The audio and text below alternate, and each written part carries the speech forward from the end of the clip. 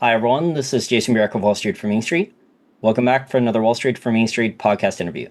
Today's special guest is a returning guest. He is a second generation money manager. His father, Don McAlvany, was actually one of the people most responsible for getting gold legalized again for American citizens back in the 1970s during the stagflation.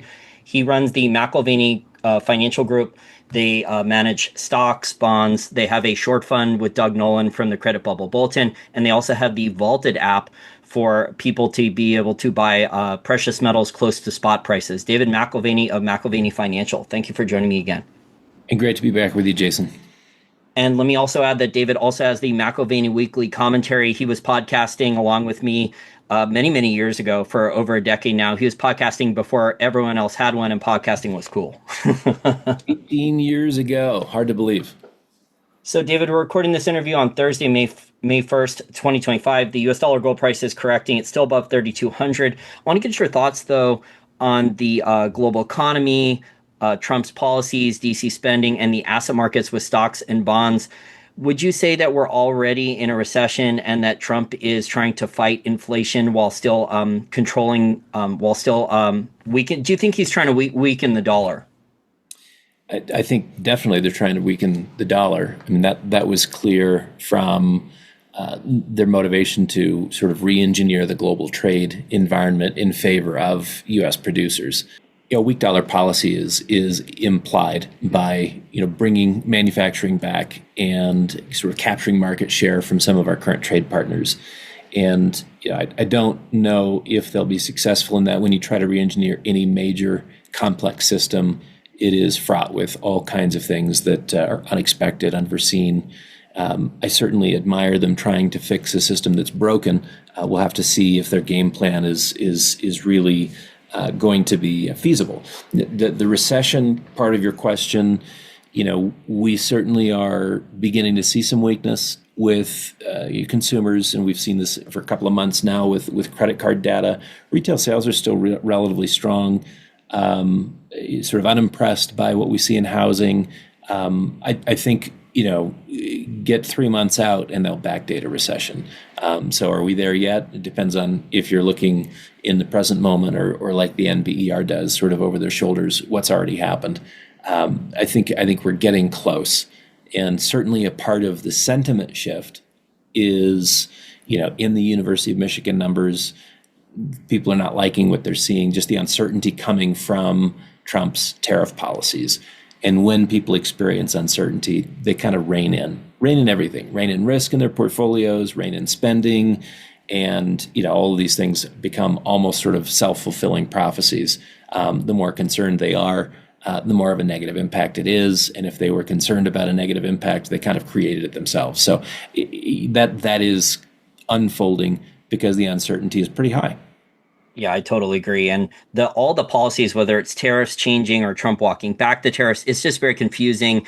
The large corporations are getting waivers, they're getting benefits here, they're getting advantages with their connections, they're getting phone calls with the president or with the Secretary of Commerce or other people up there in the Trump administration. They're getting huge benefits there or exemptions from the tariffs, and the small business owner, the person on Main Street, is getting killed. So like you said, they are still spending, but I think they're trading down. We're seeing this in some of the stories that come out. Have you seen like the frozen pizza indicator and then the beauty parlor indicator? There's been articles on those the last couple weeks. Seems like a lot of women at the beauty parlor, instead of the more expensive treatments, they've been trading down to the less expensive treatments. And we've had like frozen pizza sales spike to the highest levels, I think, since 2008.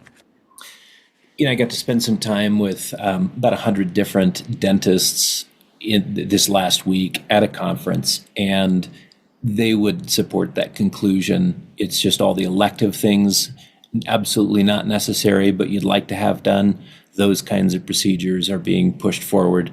Nobody's doing them today. So they're seeing, for them, what is a strong recessionary indicator, only what is necessary is being done. People are definitely tightening their belts. And, they were asking me to comment on the economy, and I just flipped it on them and said, well, what do you already know? What do you already see? You've got boots on the ground, and you're watching and listening, and you're making these sort of mid-course corrections to manage your business, to either increase marketing spend or, rein it in. What do you see? Universally, we've got recession. So, at least in pockets of the economy, there's a hard push to save a few dollars. And, maybe this is sort of the asset haves and the asset have-nots. Balance sheets are still pretty strong. If your 401k is off 3, 5, 7%, you're not too worried. If you don't have a 401k and you're living paycheck to paycheck, you are worried. And so just depends on how many people stack up into one group or the other as to who is feeling it the most. Well, people are draining their 401k. We've seen that in the data, right? That's like a highest level. There's a lot of retiree senior citizens that have been selling their assets that they can for cash to try to maintain their standard of living lately. Yep, it's an interesting time frame. I think there's added stress in the stock market as liquidity comes out at the margins. What I mean by that is your leverage speculators, your hedge funds, with the amount of policy uncertainty that Trump is creating, you don't want to be as leveraged as you once were. And so that trend, again, taking out some liquidity at the margins is going to impact pricing. Oh yeah, I agree. And even like Harvard Endowment and Yale Endowment, like Trump's going after them for their woke policies and all the government subsidies and grants that they were getting. I mean, they're even getting margin calls from what I heard with like their private equity investments and stuff like that. So there's people starting to get worried that they're going to have to sell more liquid stuff like stocks. Yeah, the private equity and private credit story is a pretty significant one as endowments have sort of loaded in and basically said we'll capture the illiquidity premium. These endowments can be managed in perpetuity, so we're not as concerned about that liquidity aspect. The problem is underperformance with a lot of your service providers.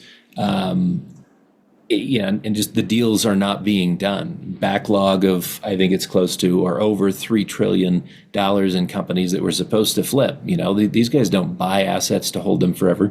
They buy them and hopefully slice and dice and sell them at higher multiples. With a rise in interest rates, they haven't been able to do that. They've been stuck and they're behind the curve. So performance metrics are off in the areas where endowments, pension funds have loaded up. I mean, we're talking 40, 60% of their portfolios in illiquids that are not performing as they once were. And so, yeah, it does put pressure on the rest of the portfolio when liquidity is needed. Okay, but so the best days of private equity, best days of private credit are already behind us. Okay, I was going to ask because you didn't specifically say private equity. I was going to ask if you were referring to private equity. So for our listeners out there, like I think in my opinion, because when the Federal Reserve Bank went to close to zero interest rate policy for almost 15 years, I mean, that heavily benefited what asset price inflation with home prices, the S&P 500, hedge funds doing leverage trades, leverage bond trades with hedge funds and bond portfolio managers, and then also private equity. So private equity really, really benefited from those low interest rates. They could do all these leverage buyout deals. Now they get killed though when the reverse happens, right? When the Fed doesn't lower interest rates, when they keep rates relatively high. Well, that's right. And again, the business model is not buy a bunch of companies and sit on those portfolio companies indefinitely and milk them for cash flow. The business model is buy, slice and dice, and hopefully with tremendous amount of leverage included in the picture, sell them off at multiples of what you paid for them in a short period of time. Typically the turn is less than 3, sometimes as much as 5 years, but typically under 5. And now you've got assets that are aging. And, like all of us, we don't always age well. Things start to break. And you hoped you didn't own it when it was breaking. And, that's the problem. Rates are too high now for those multiples to be attractive. If I remember correctly, David, I remember CalPERS, which is the largest pension fund in the U.S., and CalPERS and CalFERS, they were announcing press releases in like 2018 or 19 when the Fed started raising interest rates the first time before they lowered them, that they were going to double down and increase even more investments into private equity and riskier tech stocks. So I'm sure that they have enormous losses. I don't think they've marked to market those losses yet. Yeah, I mean, a lot of it is based on, the honest accounting and reporting of models, not necessarily, as you say, mark to market. And so you just kind of make up what you think the asset is worth or what it would sell for, even though, that's not necessarily, an actual price. So I think the challenge going forward will be I think you hit the nail on the head. When you've got a bunch of illiquid assets and they're outsized in terms of position portfolio sizes, that is, where do you go for your liquidity? And so your equity portfolio, that's certainly a source. And perhaps in a market downturn, we see some of the best quality names getting punished the most, because they are a source of liquidity for a large institution who, when they move out a quarter of a basis point, or, I'm sorry, a quarter of a percentage point, 25 basis points or 50 basis points out of a portfolio, it's a market moving event because of their scale. Are you surprised the S&P 500 is still at 5,600 now after a substantial rally, given all the stuff that Trump has done? A lot of foreigners getting angry with Trump with the retaliatory tariffs. Are you surprised at the valuations for the stock market in the U.S.? I'm not surprised that asset prices are still where they're at. You've got the majority of retail investors with their head in the sands. The only thing that has corrected so far is hedge funds sort of de-risking, and there's been at least 4 or 5 days since the beginning of the year where there was flat out deleveraging, but that is not an issue for the retail investor. They what do they look at their portfolios once a month, maybe once a quarter? They've got lives to live. They're not really engaged. If the market's off a little bit, they've been told, and if they're clued into Jim Cramer, they know the gospel truth. This is a buying opportunity. Buy the dip, buy the dip, buy the dip. And so, they're not thinking anything of it, not realizing that some of the internals are actually quite frail. And when you begin to see the leverage speculators deleveraging because they're forced to, and they're not able to come back and re-leverage because policies are acting as a constraint, now you're in a completely different environment. We went from, pedal to the metal 6, 12, 18 months ago to now caution, and maybe some managers are cautiously optimistic, but I think we have yet to see kind of a retail purge. The only purging we've seen, the only getting liquid we've seen is in the hedge fund community and in the leveraged speculative community. Well, there is a lot of retail day trading. I don't know if they're using margin though, but they are day trading. They're doing it with crypto, the altcoins. They're doing it with a lot of regular stocks, tech stocks, meme stocks. They're chasing whatever's hot. But I think this leverage that you're talking about, I think a lot of it's in bonds. Like, I was just surprised when I started learning all this stuff how leveraged a lot of these bank portfolio managers are running like hedge funds, these insurance companies, the hedge funds doing leveraged over. I would call them over leveraged bond portfolio trades, like the risk parity trade that Ray Dalio made super popular, and the basis trade. And so everyone was expecting with the Fed to keep cutting interest rates. They haven't. I think there's just enormous losses in the US Treasury market that haven't come to fruition yet. No, I think you're right. I think the bond market is really where the action is warming up, where it's going to get even more interesting. And just like we saw in the last 12 months, we before the election, we've got interest rates coming down, at least Fed funds, and then the bond market responding with a hike in rates, sort of neutralizing whatever the Fed policy was. That was a surprise to many people. And I think there's even more surprises in the bond market yet to come. We've got a lot of debt to roll over this year, treasuries that is. And if you start looking at corporate debt, whether it's investment grade or high yield, they need the markets to be open. And anything that acts as a constraint to refinancing, there's going to be some high drama in the bond market as we get to the end of this year.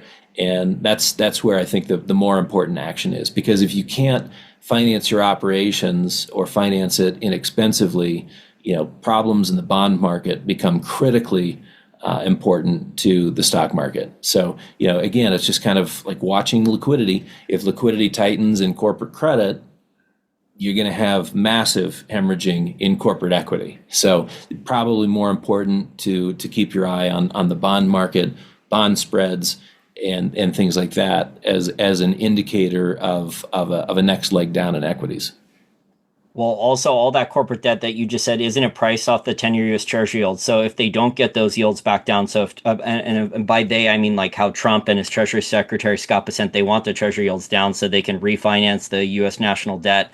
They inherited an absolute mess. I mean, the base case for the budget deficit was $1 trillion, but then the corporations can't refinance at a lower interest rate. Do you think now Ken Griffin, the CEO of Citadel, the hedge fund, he said that Trump has destroyed the U.S. brand, and that's why people don't want the dollars, they don't want to buy U.S. stocks, they don't want to buy U.S. Treasuries. Do you think that Trump has accelerated this, or do you think that this trend was already happening before Trump took office in the White House again? I think the trend was in play. The question was just how far you can kick the can down the road, and we've done this generation after generation. Trump didn't get us to 37 trillion in debt, but his administration is trying to figure out how to manage it more effectively, and they're taking some risks to do that. And their policies may fail completely, but they're the first to take risks and try to solve a problem as opposed to kick the can down the road.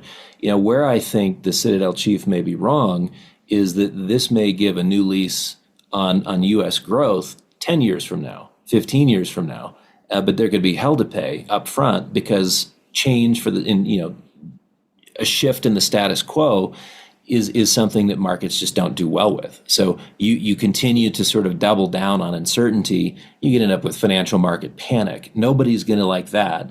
And certainly the folks at Citadel are going to think that the U.S. brand is dead. But we may, in fact, have sort of a 10-year, 20-year stretch of growth if Bessent and Moran and Trump, if they are successful. Time will tell. It's anyone's guess, and there's plenty of people who would bet against that. But again, I think that the remarkable aspect, first administration in probably 30 years, who is not kicking the can down the road, trying to do something different. So I would at least, give them a gold star for that. They get 2 gold stars if they are actually successful, and maybe we can take the gold star back if if they collapse the system. Well, they are trying to get capital and investment back in the U.S., but he's saying that it's going to create a lot of human jobs. But I think when you hear like the Commerce Secretary, Howard Lutnick, and Stephen Miller, some of the other Trump advisors, they say, well, the capital and the investment are going to come back to the U.S. The factories are going to come back, but then they're talking about humanoid robots. Most of the factories are going to be robots, automated. Yeah, there's gaps in their strategy, and maybe it's just a communication gap where they're not really telling us how this all works. But for instance, they want to rid themselves of the trade deficit. All well and good, but if you rid yourself of the trade deficit, you're also ridding yourself of trade surpluses the world over, and we've been dependent on those trade surpluses being recycled into the Treasury market to subsidize and support our spending habits. I mean, we've got a budget deficit that's going to consistently be between $1 and $2 trillion. We need those trade surplus dollars recycled back into treasuries.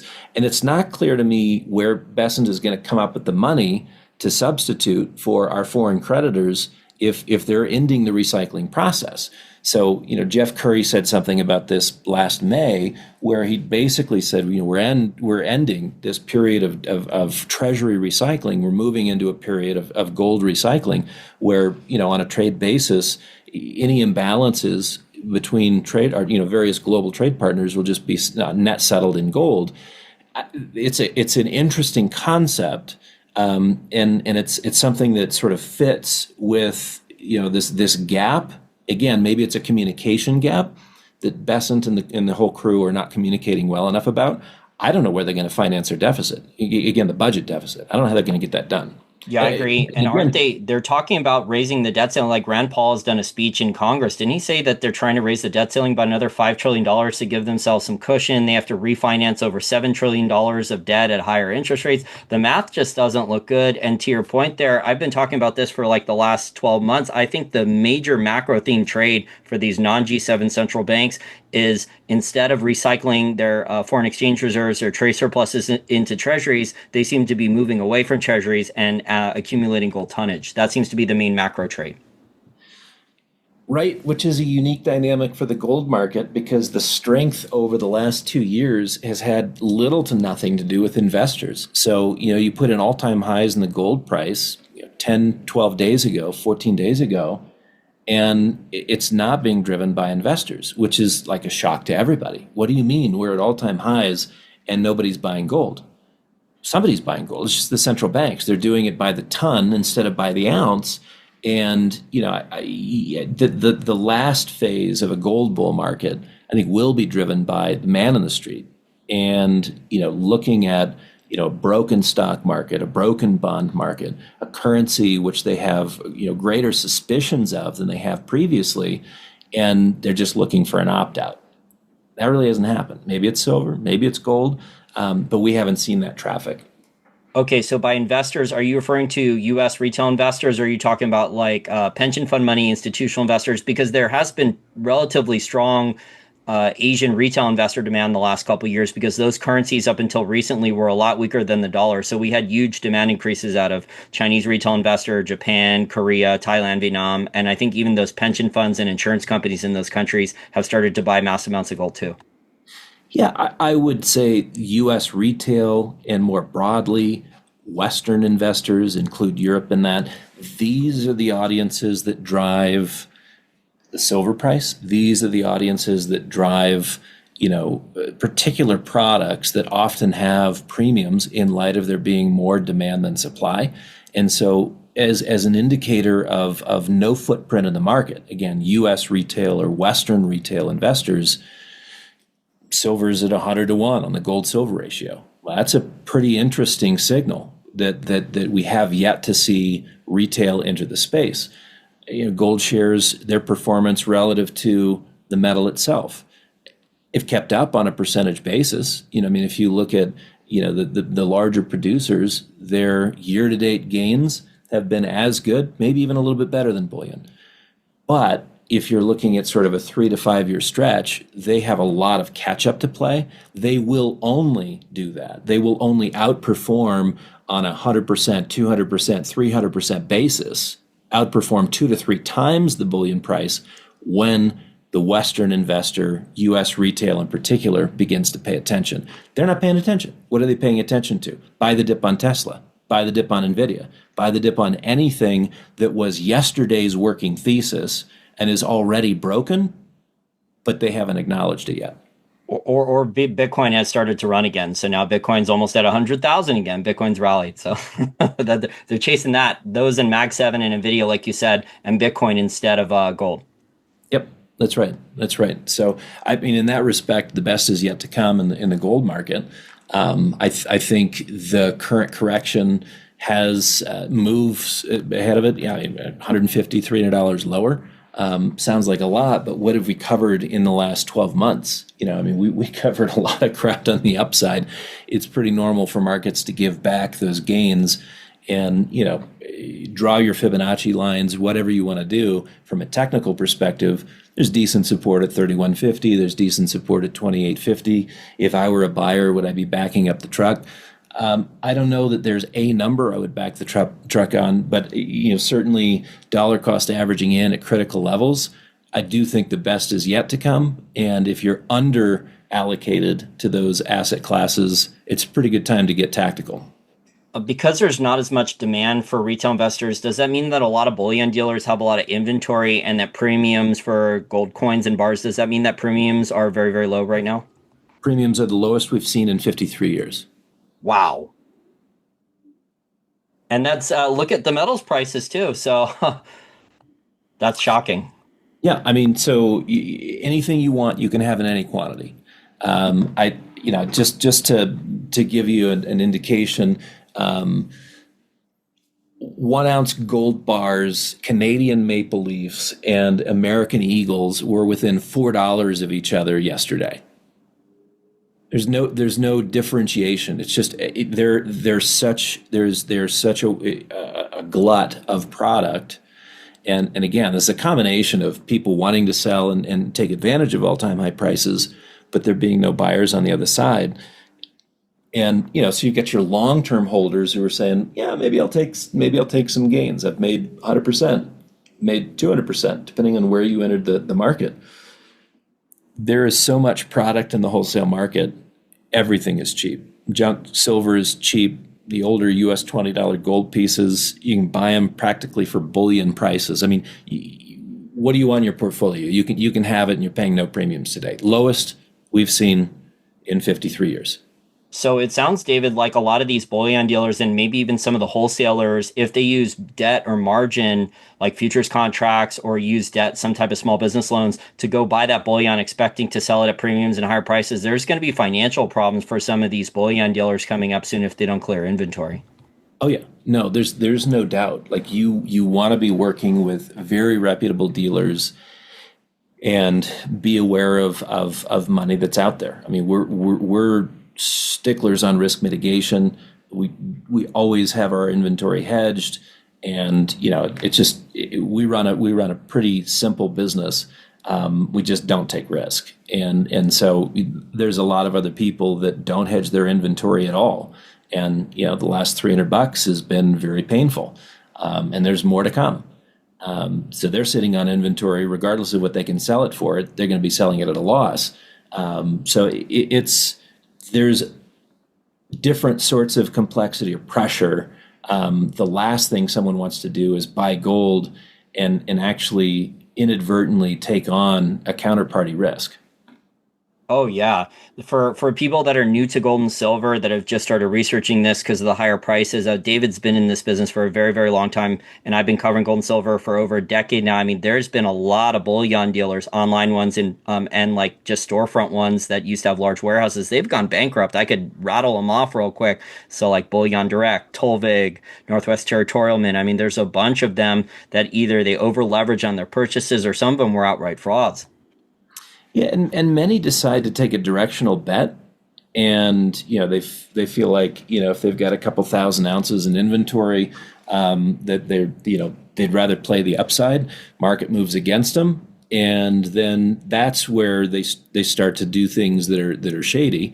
They don't take their losses, and it begins to compound, and then all of a sudden you're not delivering product, and that's a problem. That's a problem. So. It's not a question that most people ask, but do you hedge your inventory? Kind of a critical thing anymore. We're sitting on a bunch of inventory. Doesn't matter to us. We'd love to see the price lower, get a better entry point for our clients. Doesn't matter. We are hedged up, baby, and so happy to pass along those prices to folks. But those are 31.50, 28.50. I would be sketching out your dollar cost averaging plan and take advantage of there being no premiums. Is there going to be any arbitrage where like a bullion dealer like you that's your size or larger, where they take the basically metal, gold and silver that's around the spot prices with little to no premiums, and they sell it to what, Swiss refiners, and then it gets turned into 49 kilo bars, and then it gets sold to China or other countries in Asia, the high net worth retail investors there at large premiums? Are we going to start to see a lot of that now? I think it just depends on capital flows and where the demand shows up. Like you mentioned, Chinese buying and Indian buying, Chinese buying in particular, retail Chinese buying has been through the roof the last 6-12 months, certainly relative to European and US buying. So flows are going different directions. There was a little bit of, shall we say, concern about tariffs. And, a huge amount of gold moved from Europe to the US first part of this year, so much so that it was distorting GDP statistics. I mean, by almost 2%, GDP was negative because of these massive gold imports. And, it forced, statisticians to create a new model, net of gold, because they had never seen that much gold coming back to the US. So it just depends on what, where the capital's flowing. Okay, so you don't think then the Swiss gold refiners, you don't think that they're going to say, like, we're going to go out and we're going to contact David's company, and we're going to go source extra gold and silver from them. Maybe they have to pay a tariff or something like that, but then they could go and turn around and turn it into 49 kilo bars and sell it into the Chinese high net worth retail investor market, or to a Chinese insurance company at an enormous premium on the Shanghai Gold Exchange. We're not at, it's just too difficult now with the tariffs and the logistics to do something like that. No, I think what we are seeing is, with a glut of product coming to market, everything can go to the melting pot. And if it can become, exchange deliverable, then it can be hedged. And so there's a bunch of products out there that, if premiums get low enough, that's exactly what's going to happen. They'll just disappear.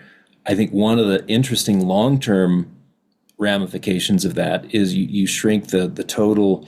I'll give you an example. If we're able to melt down junk bags of silver, the Silver Users Association will go nuts because they can buy the silver, get 10% copper for free. Why wouldn't you melt down bags of pre-1964 dimes, quarters, and 50-cent pieces? Haven't been made since 64. They routinely carry premiums of 10, 15, 25% over the silver price. If they can buy them at spot or 2% back of spot and get 10% copper for free, those are going to go to the melting pot, and they're happy to do that all day long. That's an arbitrage that I don't have any information, but the math right now makes that compelling. And so sure, turn it into 1,000-ounce bars, liquidate the copper, and you're off and running. You've made a good profit. That's sad though, because those are numismatics, right? A lot of people collect those. So that means in long term, there's going to be even less of those supply, the junk silver, because a lot of people do collect those coins. Well, exactly right. So, if we're positioning people in silver, that's why we would favor something like junk bags, because the supply side is going to shrink even more, which would suggest the possibility down the line of those premiums being even greater. I think that the highest premium I've ever seen on the bid, 35%. Maybe it was 28%. 35% might have been an intraday thing, but call it a solid 28%. Maybe we could see, again, on the bid, when someone's liquidating, 40, 50, 60% premium. That could be interesting. I'm willing to compound ounces and accumulate a bunch of free silver in my portfolio, taking advantage of that. You just want to position in something that has no premiums today so that you can capture the premiums and free ounces tomorrow. When you're working with a group like ours, we take an advisory role, and it's not just sell a product at a price. We'd like to see a number of trades which are accretive to a client over a 5-10 year period, not just waiting for the price of silver and gold to go up, but how do you expand the number of ounces that you have? How do you compound your ounces? If you're not engaged with a group that's thinking strategically, you're probably working with the wrong group. Now, I know you also in the past, you've gone on trips to Switzerland. I know you visit like Swiss gold jewelry sales there, Swiss refiners there. Are they having trouble sourcing from like COMEX, LBMA now? Because we've seen some of the news come out with LBMA with shipments of gold and silver. There was, it used to be T+2. You could get a gold delivery with gold or silver on the LBMA in only 2 days. I think that was pretty standard. I think it was pushed out for weeks, if not a month at one point. Are there serious sourcing issues for orders of that size still on COMEX and LBMA? No indication that there's sourcing issues, just that the refiners are running flat out. And so if there's any issue, it's they're so busy, running 24/7. They're behind because they're processing so much product. And so again, this comes back to when you've got too much retail product because there's not enough retail demand, where does it go? It goes to the melting pot, goes into bars, and then it can be put on an exchange. So that is happening, they're working hard. I think the delay, the dynamic there is they're busy melting existing product. Oh, okay. So the refiners then are they making the gold bars, the 49 kilo bars? Are they doing it mostly for Asian retail demand or central banks? Are those their two main customers, or the bars being recast for something else? Asian retail, central bank, and there's a lot of contracts that are being converted into product, and so there is you need exchange deliverable bars. It's a very interesting market because there still isn't a lot of interest in gold and gold stocks. I mean, the gold stocks, yes, they've underperformed. I'm looking at the GDX chart right now, and it's still at $47 despite where the gold prices are, the rally. Some of the individual gold stocks have performed better than that, but the overall index of the gold miners is still down enormously compared to what the 2011 highs when gold was only at 2,000. They were at 65. So we're still like about 30% off the all-time highs from 2011. And the junior miners ETF is even worse than that. Yeah, and you're dealing with record free cash flow. You're dealing with super impressive margins. The setup is far better today than it was sort of in the 2008 to 2011 timeframe.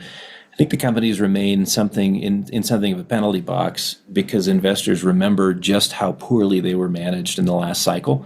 and the capital allocation decisions that were being made by the C-suite were just stupid. And so there's kind of an assumption that the management of these companies are really not fit for the job. And how do you allocate capital to morons? I think there's hesitancy there.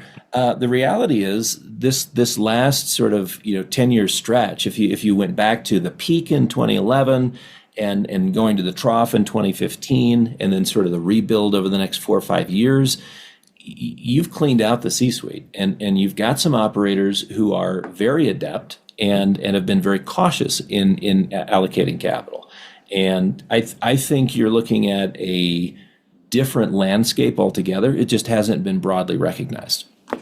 Oh, yeah, I totally agree. As long as the gold miners can maintain their profit margins, free cash flow, they kind of have a sweet spot here, David, for at least the next couple quarters, because I don't see a rally in energy prices. They're kind of at the bottom end of the trading range. So as long as metals prices stay relatively high and we don't have a huge rally in energy prices, that's really good sweet spot of profit margins and free cash flow for these gold miners. Yeah, and I think that we were waiting to see just how bad the numbers would be from Newmont. They were not bad, and I say I'm not trying to pick on Newmont, but you almost develop a syndrome or something that could be diagnosed. You just assume the worst with a lot of these miners, and they turned out some decent numbers. They're kind of a bellwether, and I think the fact that they had a decent first quarter, it changes the perception of how people might want to engage the space. And if they had really done poorly, if their all-in sustaining costs had come in closer to 1,900 or 2,000 or something like that, the whole space would be colored again just with negativity. There's room here. Of course, we've got bullion prices coming off, so that tames some of the enthusiasm. But there's room here for Q1 numbers to beat in a lot of respects, and Q1 is usually a tough quarter anyways. So in terms of like increased production profile through the end of the year and improved margins as we get to the third and fourth quarter, their numbers could be super impressive. And as you said, energy costs are a huge part of that. This could be a year where GDX plays catch up to, and the constituent companies play catch up to the bullion price. Now you know how I pray on a routine basis. We also haven't seen a huge amount of mergers and acquisitions yet. So the miners had the free cash flow over the last 6 to 8 months as the gold prices rallied above 2,500 up to over $3,000. Now it's what I think it touched almost 3,500 at one point 10 days ago, something like that, just under 3,500. So these miners, they have the free cash flow, they're paying off debt, they're kind of running like a normal business. They're looking at maybe share buybacks, maybe some type of variable increasing dividend. They're reinvesting into their own businesses, upgrading property, plant, and equipment first. So do you think that we're going to see more of that, and they're going to be shy to do these mergers and acquisitions because if they do a bad one, the CEO could get fired or the share price could collapse? Yeah, I think where we have seen some M&A and activity so far, a lot of those have been pretty smart and haven't seen any egregious splashes of cash yet. Yeah, I think there's just been mostly mergers. Equinox announced a merger. Agnico Eagle's only done some small deals. I think they did one acquisition of a junior next to one of their properties. But most of the mine companies have been doing private placements with some of these juniors, only for $20-30 million for drill programs. They've been focusing most of their free cash flow just on upgrading the existing mines right now. Yeah, I for the first time in a decade, I think you could be complimentary of what they're doing instead of critical. Yeah, I totally agree. I mean, we'll see if it stays, though. I mean, because you've been in the bear market, David. You've seen the worst, $70 billion of bad deals. And just what were they doing? Why would they? I mean, Barrick was buying copper mines in 2011 and 12. They weren't even looking at it. They were just buying size resource deposits. So just some of the deals that were done back then were head scratching. But those CEOs are gone, though.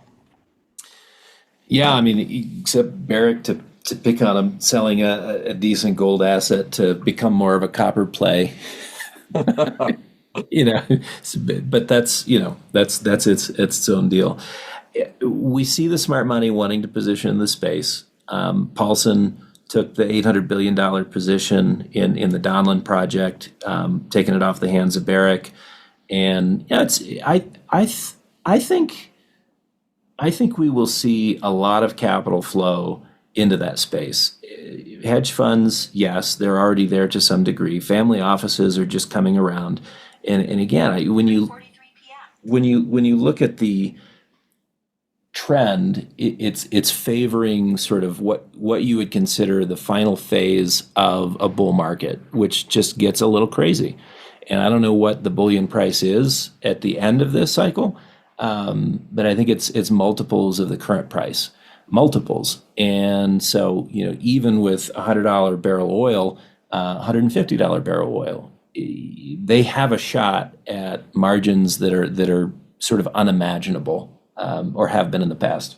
I don't think we can set a gold price. Tell me when the governments are going to stop doing what the amount of deficit spending. So they're going to debase their currency, start doing yield curve control or financial repression. I mean, you've been talking about this for over a decade with your interview guests, that we would get to some point where most of these governments would start monetizing debt with the budget deficits and implement what debt monetization, yield curve control, or financial repression. And it seems like we basically gotten to this point with Japan, the US, and a lot of other countries.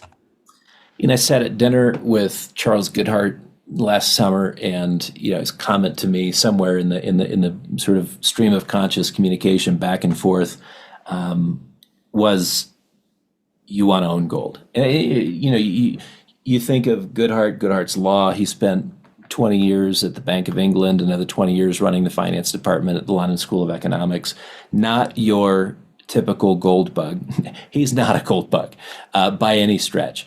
But you look at the macroeconomic landscape, you then sort of overlay geopolitical complexity, and this is a period of time where you're going to challenge confidence in the structures that we've kind of taken for granted. And again, policy making, it takes somebody with a keen sense of numbers and maybe maybe a little bit of pessimism to look at our monetary policy and our fiscal policy and be the critic. We've just accepted we like it. It's good for us. It's good for asset prices. Don't question it. Now we're moving into a phase of a period of time where I think there is going to be questions. Is this workable? What does this mean? How does, if we break this, can we put it back together again? And the more you have a challenge to confidence in the currency markets, the more you have a challenge to confidence in the debt markets, the more you have, sort of migration of assets to a safe haven like gold. So I think you're right in saying we can't put a price on gold because we don't know how low those confidence metrics go.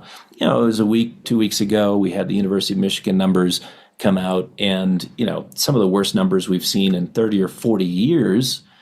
Part of that may be, a sampling issue and whatnot, where there is a certain cohort that's being asked those questions and they just don't like Trump. So anything he does, is going to be a reason for panic.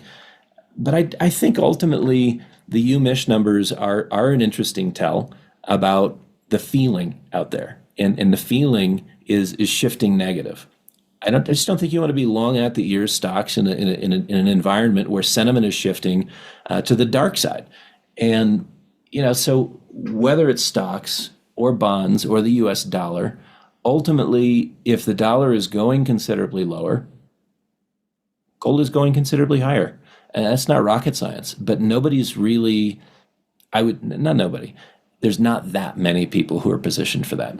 Well, I see a worse problem in the government bond markets, and it's not just the US, because all of it's like currency debasement, yield curve control, financial repression. I mean, the new phrase fiscal dominance is what you've been talking about for over a decade with financial repression and yield curve control. Seems like it's a new marketing tactic to call it fiscal dominance instead, to confuse people.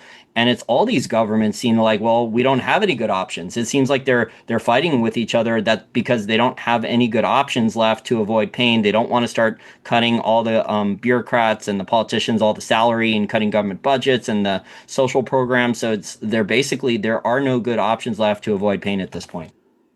Yeah, this comes back to what we were talking about earlier. It's not clear that Besant's strategy and Trump's strategy is going to work. But it is intriguing that they're willing to try something that no one else has ever tried. Maybe that kind of fits the category of insanity.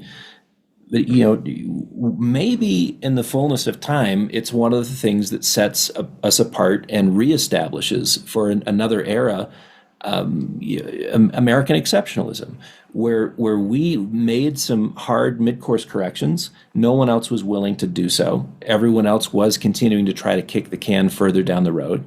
And let's give them a 10% chance of success. I mean, if you're a terminal cancer patient, would you take a 10% chance of success on some treatment, some experimental treatment? If you knew you were going to die, it's like, yeah, I'll try it. And that's what it feels like. It's like we're at a point where the system is stretched to a breaking point. It just wasn't working for most people with what the just-in-time supply chain. It was taking away a lot of high-paying jobs.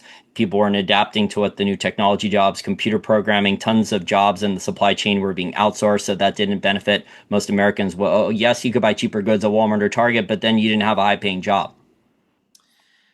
Right. I think the challenge for them is going to be, and we've seen the Chinese try to move the needle in terms of re-engineering their economy, moving it from mercantilist and export driven to being internal and consumption oriented. And they've tried for 15 years to move the needle on that. Really to no effect. Yeah, re-engineering an economy is not easy. And so in theory, it'll be interesting to see what gets put into play. In practice, I think it's going to be very difficult for them to succeed.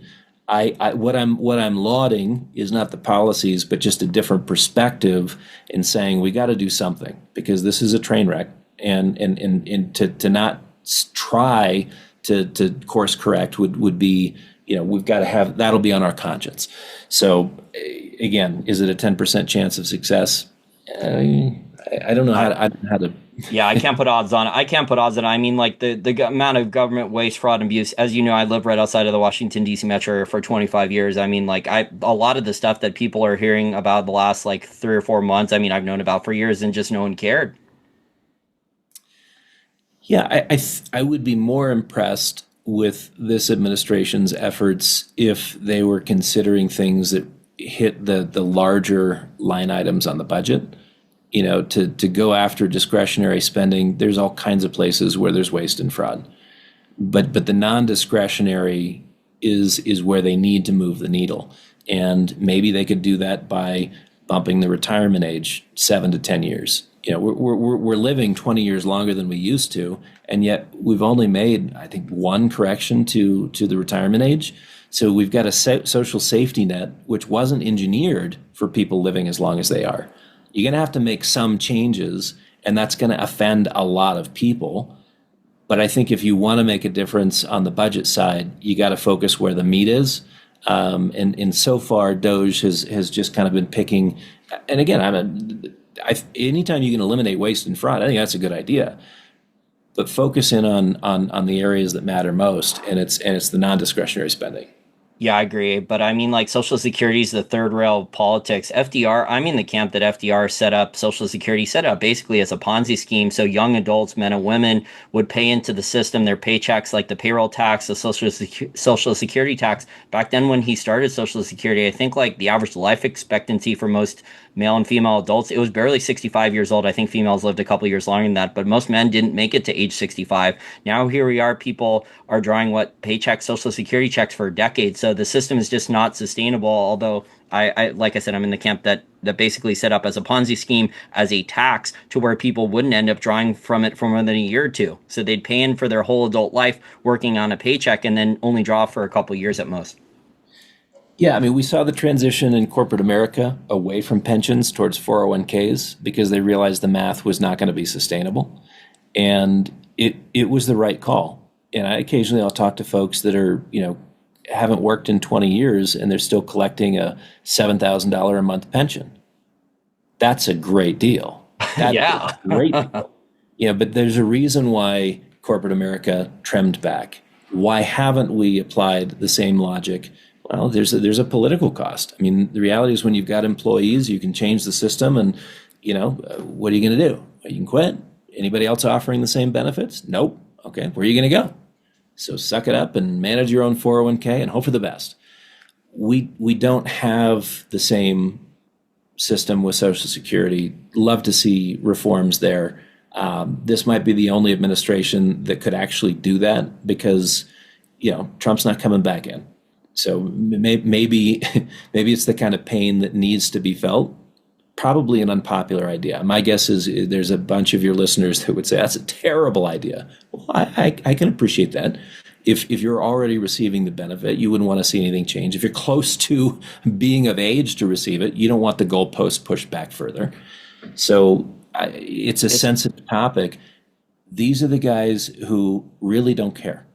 They didn't come to Washington to figure out how to monetize a Rolodex.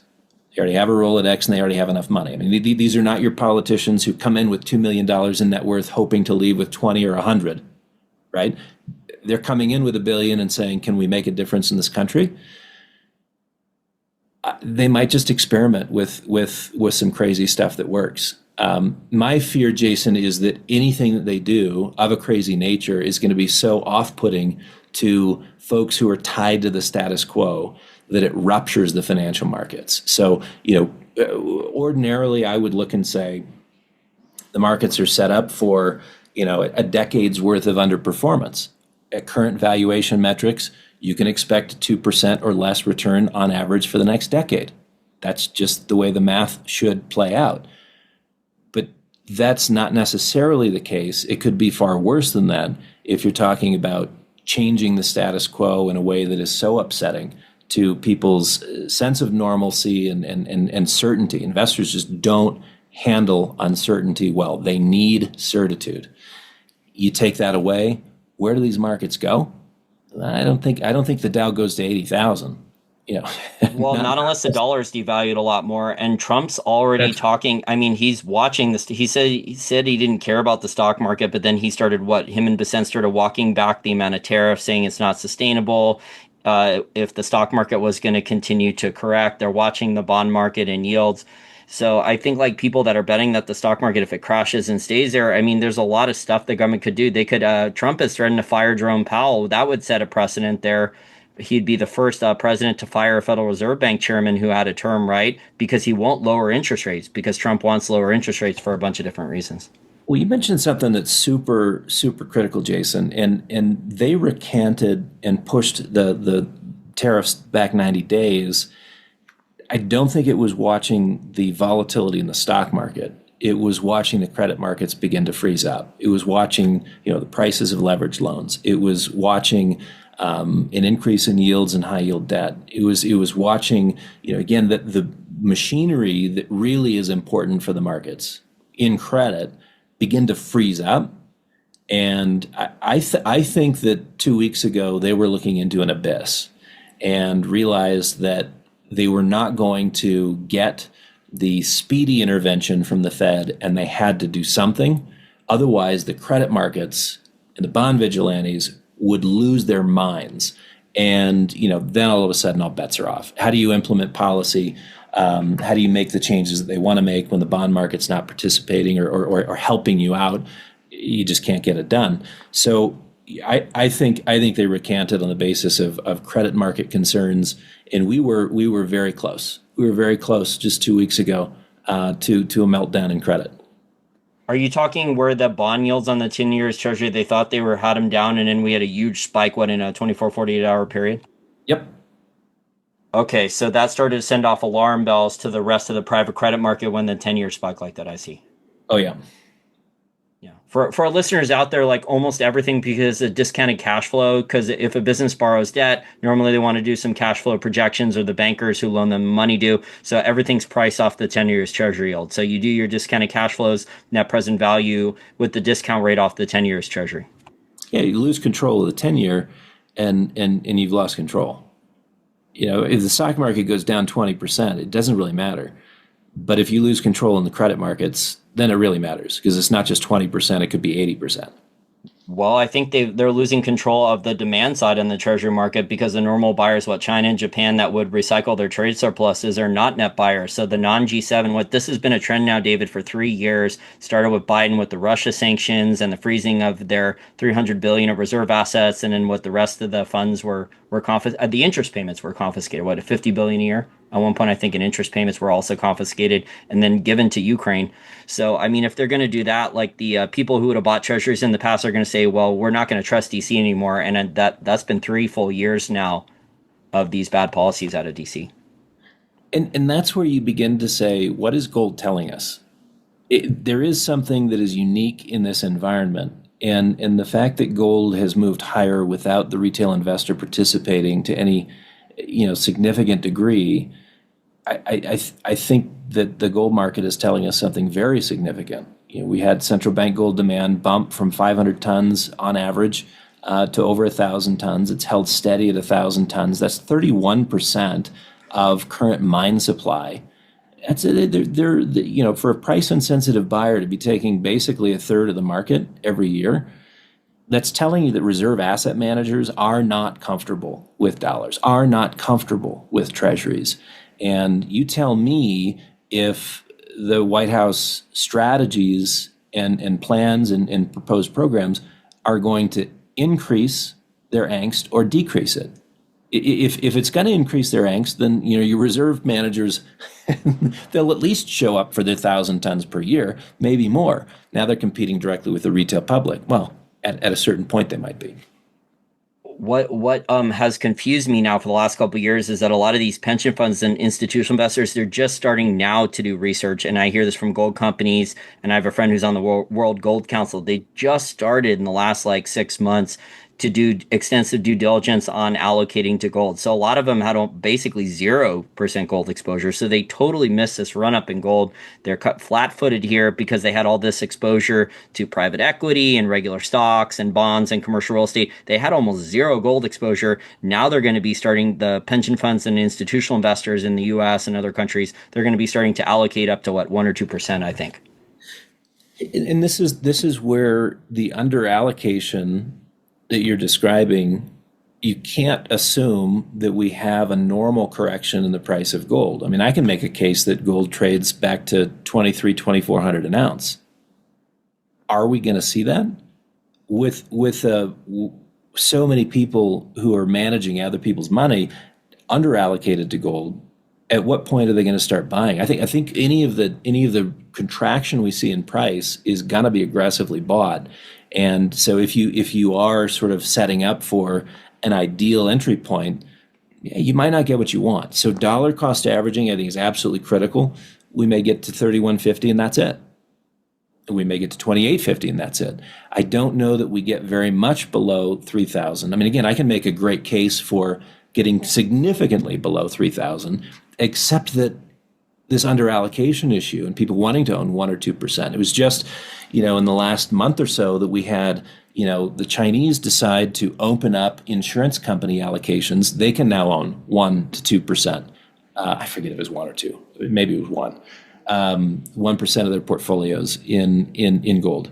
That in itself is a huge splash. You look at the assets under management by,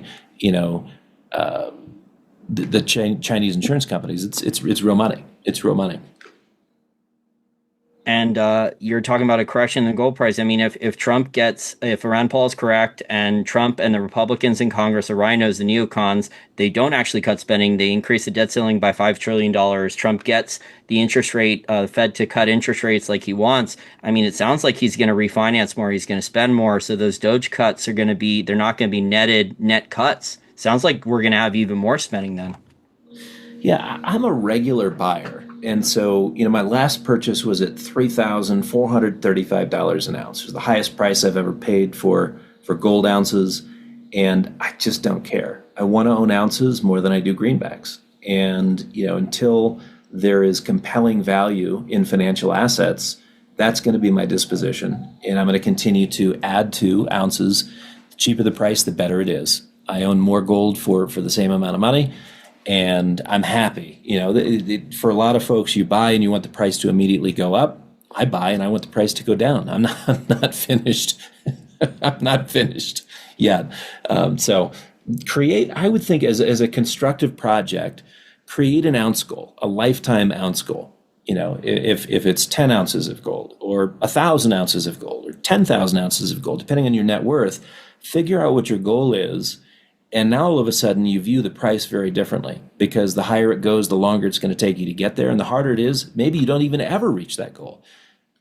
But it Well, changes your disposition in terms of the pricing. The cheaper it is, the better it is. You're going to get to that goal a lot faster. Well, you also watch the ratios of the different metals. So, I mean, the gold to silver ratio seems like it's favoring silver. Platinum and palladium are dead. I mean, they look flat. They've been flat for 2 years now, two or 3 years now. They've been in an absolute bear market. The prices have done almost nothing. I think there was a brief rally in palladium briefly, but basically they've been stuck around $900 an ounce, give or take, for the last couple of years. That's an absolute serious bear market. There's going to be supply issues. There's almost no new supply coming online. So if there is a new demand increase for those things, it would seem that, silver, platinum, and palladium are more of a contrarian play right now than gold. Yeah, for sure. And I think for someone looking to sort of bring in a growth element into a metals portfolio, the white metals do make sense. And looking at the ratios, it's a healthy historical guide. We don't know exactly how things will play out in the future. Maybe we get to 150 to 1 on the gold silver ratio. I kind of doubt it, but there is a reality, which is the silver market is microcap relative to the gold market. If you thought of like a mega cap company versus a micro cap, what kinds of capital does it take to move a mega cap company? It takes real money. It does not take real money to move the silver market in a dramatic fashion. And so as people look at the precious metals space, look at the relative value on offer, it's not going to take very much money for it to go from 100 to 1 or 110 to 1, or whatever it may be. I think we're around 100 to 1 now. To get it back to 70, 60, 50, I mean, we'll have to see how it plays out.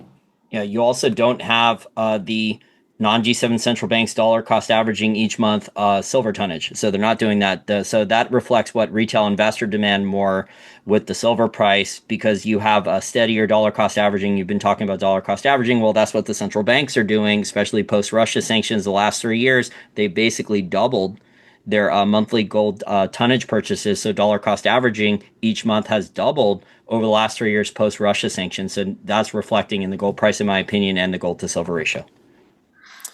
Yeah, there's a paper that was written by Oxford Economics in 2022, and it was sort of sponsored or co-sponsored by the Silver Institute, which argued that the optimal allocation for silver in a growth-oriented portfolio, equities, bonds, private equity, all of that in one bundle, 5% allocation to silver was sort of the optimal number.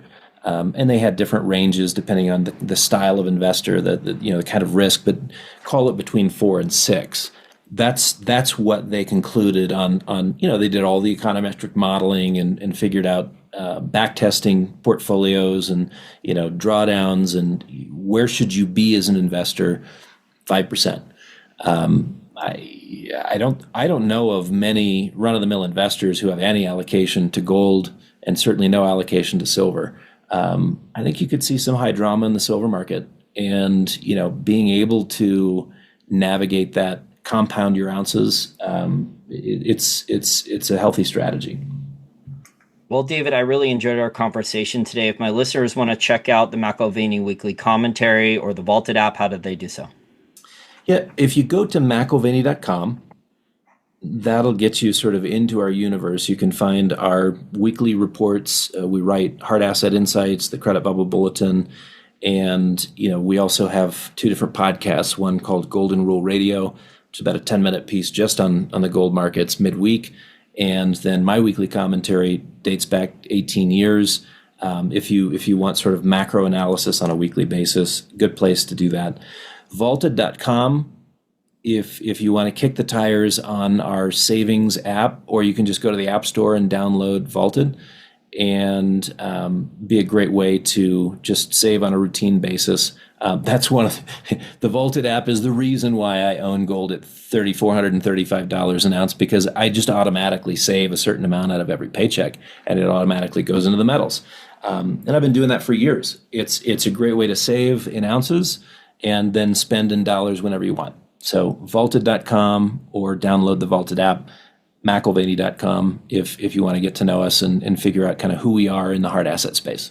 Okay, and the Vaulted app has low premiums, and people can actually, besides just paying in metal grams or ounces, they can also, with gold or silver, they can also take delivery of the metal, right?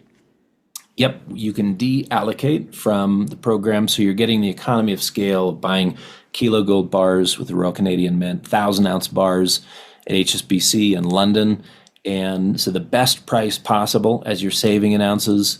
And then if you want to take those savings, turn it into a gold eagle or a maple leaf, you can do that. Obviously, there's premiums that apply on those kinds of coins. In this environment, there's really no premium, so you wouldn't be losing much in the translation of the large format bars into the more fungible coins. But yep, you can do that. You can do that. And I think it's lower bar for delivery than the Sprott Physical Trust. So that's one of the benefits there for retail investors that are listening, is that there's a lower delivery bar standard. Yep, appreciate that.